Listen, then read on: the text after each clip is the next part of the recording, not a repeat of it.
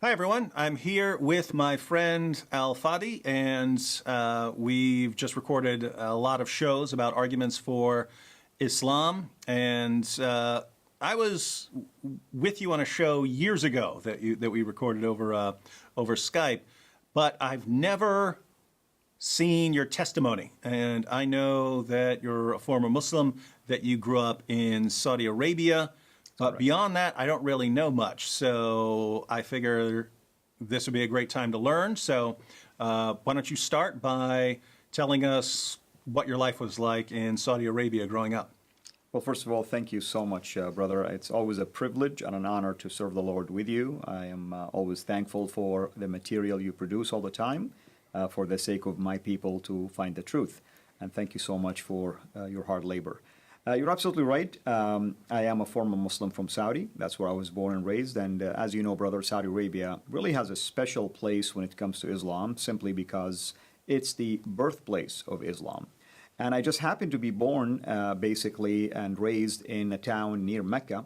So there was this bond not only to Islam and its origin, but also my close proximity to Mecca. And as you know, Islam is a religion of works. Therefore, more good deeds you do, more chances you have in order for you to earn your way to heaven. And being near Mecca, that means that I can always go and do the rituals and the things that are required of me, simply even praying in Mecca most of the time for that purpose. As I was basically growing up, I began to study more and more Islam at a deeper level.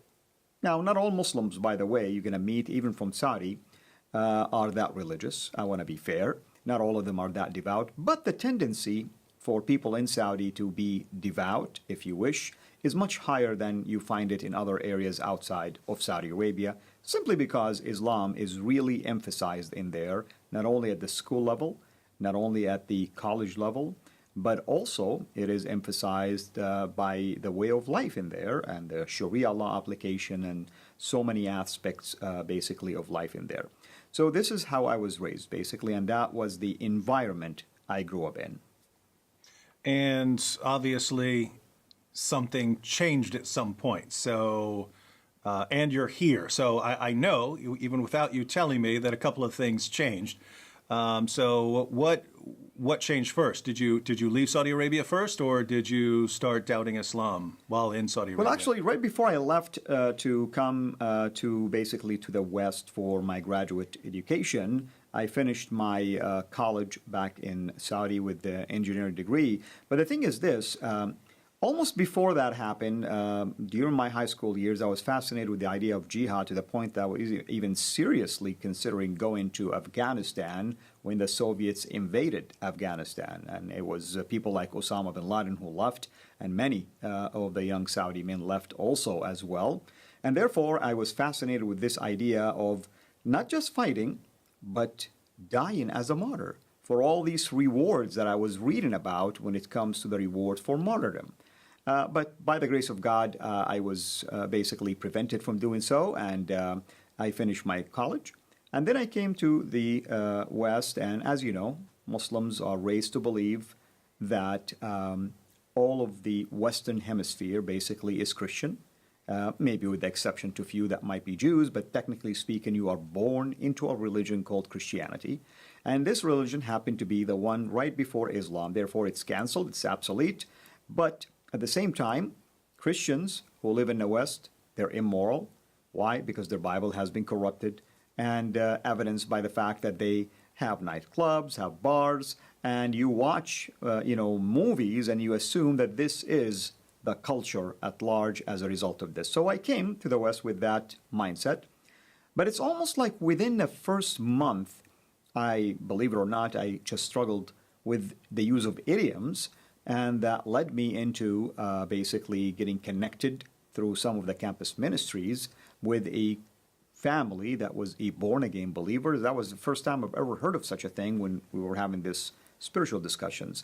And it was through that process that my mind began to shift into basically willingness and also just the desire to learn more about this Christianity that I knew nothing about.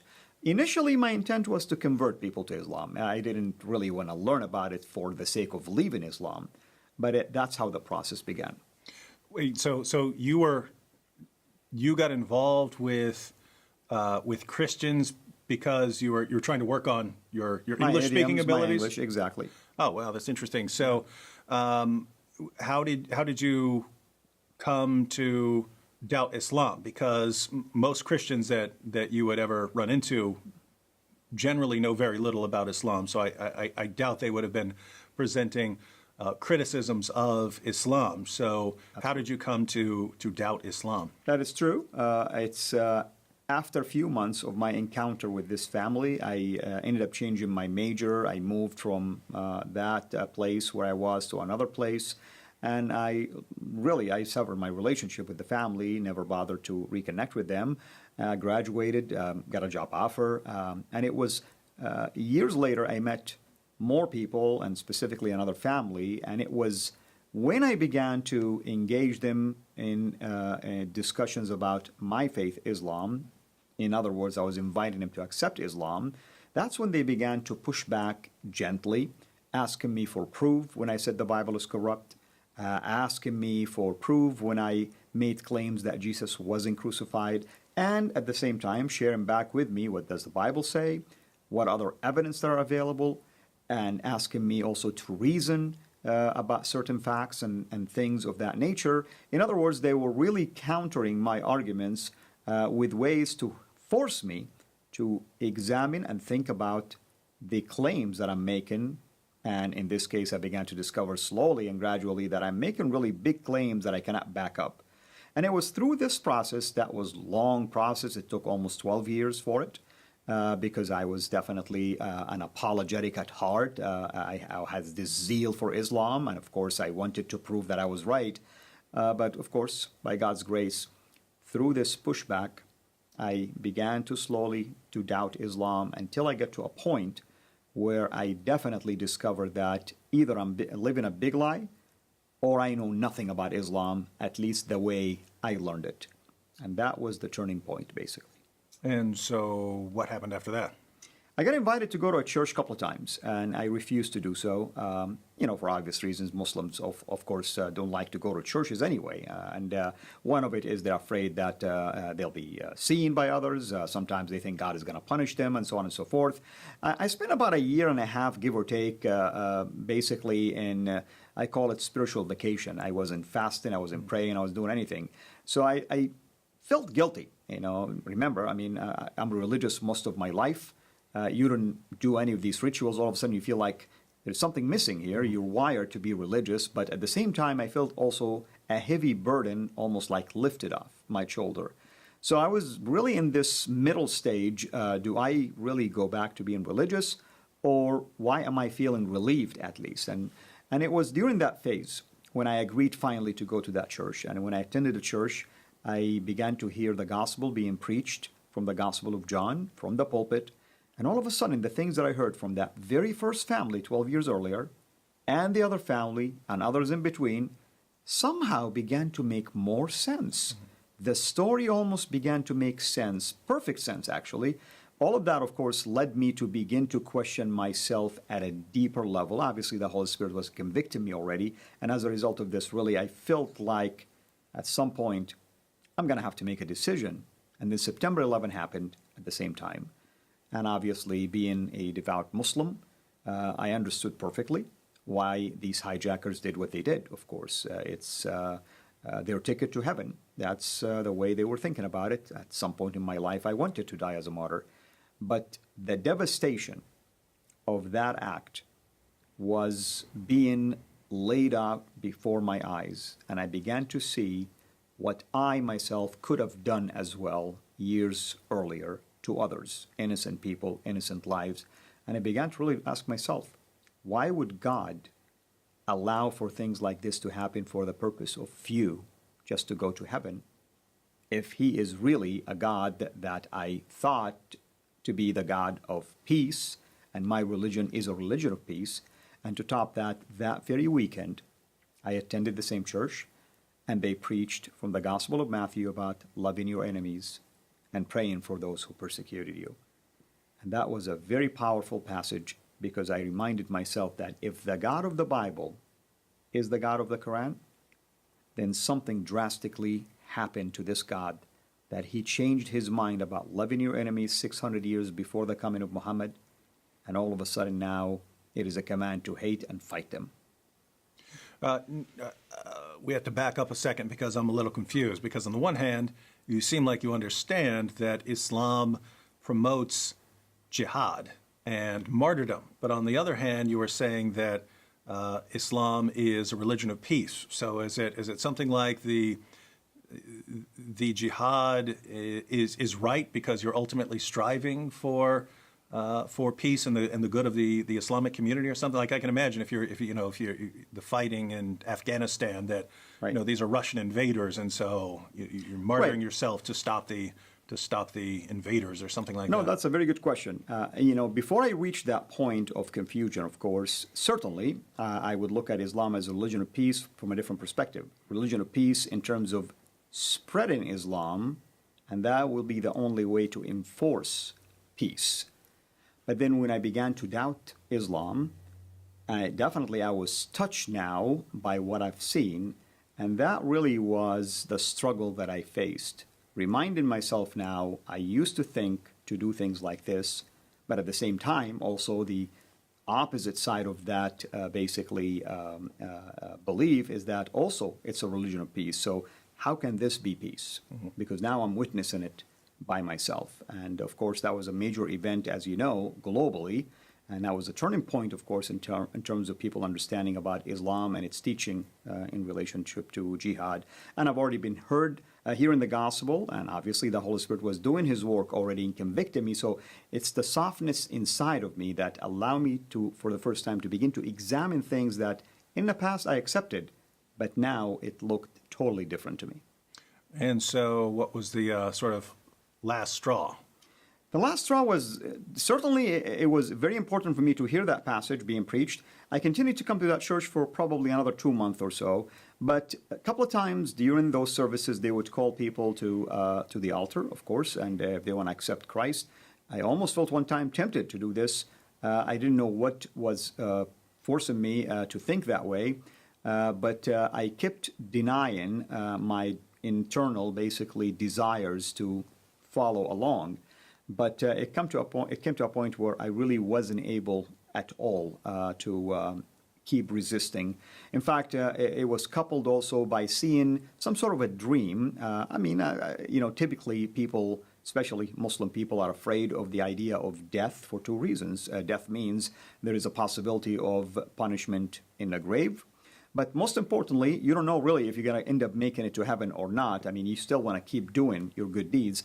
And the dream that I was getting actually was strange, that I died, and I'm standing before the throne of God, and he's asking me one question: why have you rejected my son?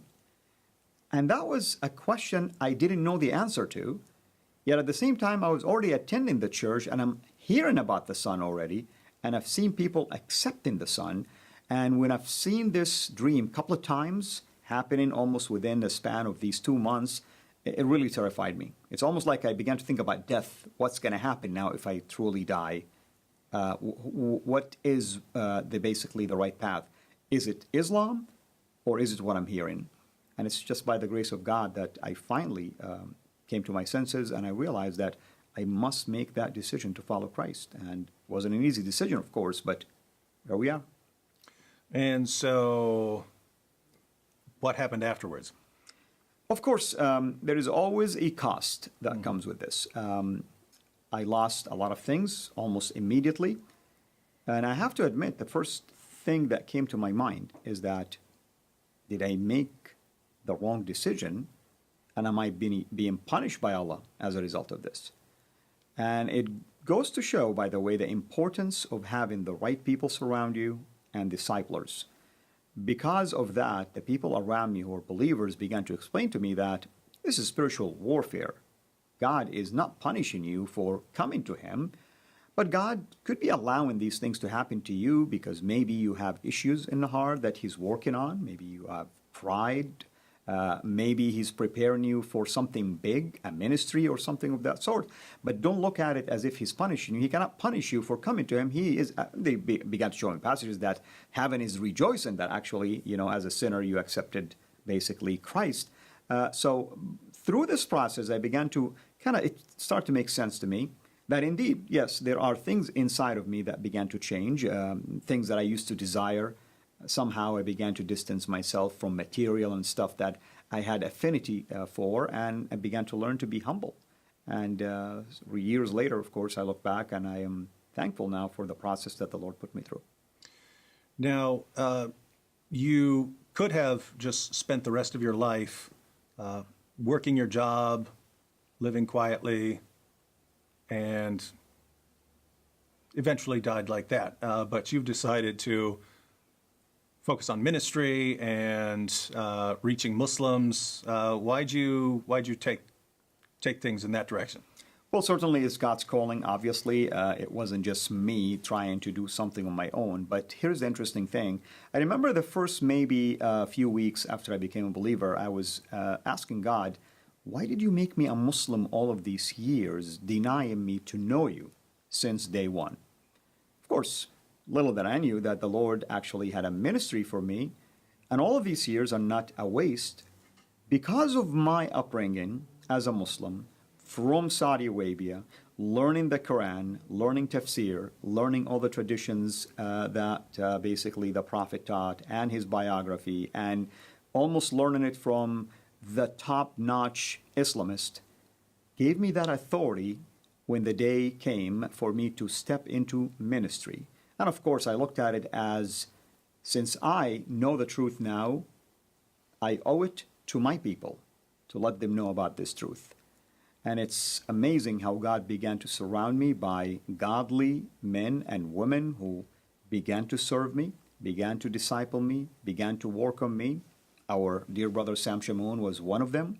And watching sometimes your videos with him and others that were other parts of my discipleship process. And of course, the Lord brought me into contacts with others where media door opened up for me, and I began to see the significance, really, of utilizing media to the glory of God if we use it wisely. Because I cannot multiply myself, you cannot multiply yourself, but the message could be spread to millions upon millions of Muslims. And that's really how I began to get involved with ministry that grew from just one-on-one to teaching at Sunday schools to teaching seminars, and all of a sudden get involved with satellite TV, and now my own, of course, website, videos, radio show, and the likes, basically. One last question. You mentioned a situation where you saw the 9/11 attacks and decided to rethink things more carefully. I know there are lots of Muslims in the world today who are in that situation because they've seen a lot more than just 9/11. They're seeing what people are doing in the name of Allah around the world. Even right now during Ramadan, they're seeing the constant bombings, the suicide attacks, and so on. And many of them still believe in Islam, but this can become a time of reflection for them, time to think to themselves, is this religion true? Is all of this based on Islam, and is Islam true? And for those Muslims who might be ready to think about this for themselves for the first time, instead of just believing what's been passed down to them, what would you say to them? What I would say is this. They are certainly fortunate today because in my days we didn't have Google, we didn't have internet, at least as powerful as we have today. Things have developed ever since. Of course, Google came into the equation later in my search, of course. They have access to many, basically, resources online at the privacy of their own home and places. I encourage them to go and examine all evidence available related not only just to Christ and the Bible, but also examine the falsehood, I should say, and the teachings of Islam, in contrast to the teaching of the Bible and Christ, and ask themselves this question: what they are witnessing firsthand right now, whether at least themselves, their immediate family, friends, or maybe just what they're watching globally taking place, unfolding right before our eyes, does that make sense? That a religion that everyone think is a religion of peace would cause such chaos globally, and since September 11, this chaos continues to intensify to where we are today. Almost every region in the world has been impacted by it. Can truly the God who revealed Islam to be the religion of peace be the same God who is also causing all of this chaos? You see, you cannot pick and choose what the Quran teaches or what the Prophet teaches, because ISIS can justify their actions just like people who wants to claim that Islam is a religion of peace can justify their actions. So one side has to be right and one side has to be wrong. And the fact that you have contradictions from within, this should cause them to examine Islam at a deeper level, utilizing all of these resources that are available for them, which I did not have in my days. Well, thank you, brother. And to everyone out there who would like to learn more, you can look at the links in the description box. That'll take you to Fadi's YouTube channel, to many more videos by him, and to more details about his background and story. And look forward to hearing much more from you in the future.